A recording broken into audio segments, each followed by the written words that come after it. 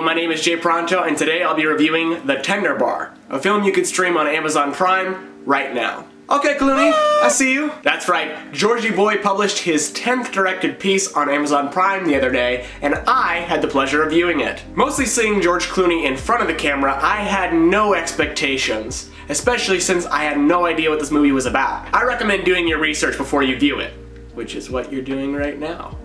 Before we begin, I must say that this review will be spoiler-free, so if you're worried I'm gonna ruin any major endings, deaths, hookups, or one-liners, relieve yourself. Alright, let's get into it. Clappa! Jay? Jay make the rules in smart tech. Jay, let's take the baseline for a walk. All hail Jay! All hail Jay! Thanks, Jay!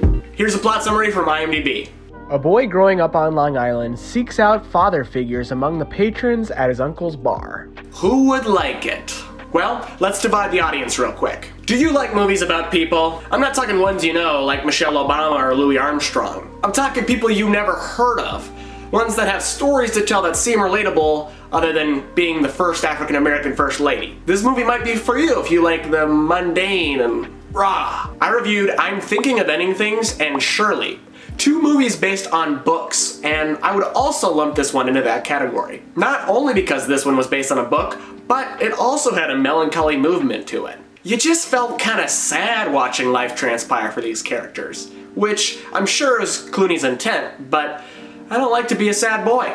Sue me. All kidding aside, this film was good, but if you need big set pieces and fast dialogue to keep you entertained, don't bother clicking on this one. However, for those that like stories that seem like they happen to someone you know and teach you a lot about life, do click here. The acting was phenomenal, and there's not surprisingly some really great writing here. The movie is based on the early life of 2000's Pulitzer winner for newspaper featured writing J.R. Moehringer, and is set on Long Island, New York in the 70s. For some reason, movies that take place in the 70s have to have really warm, desaturated tones to them. I don't know why this occurs.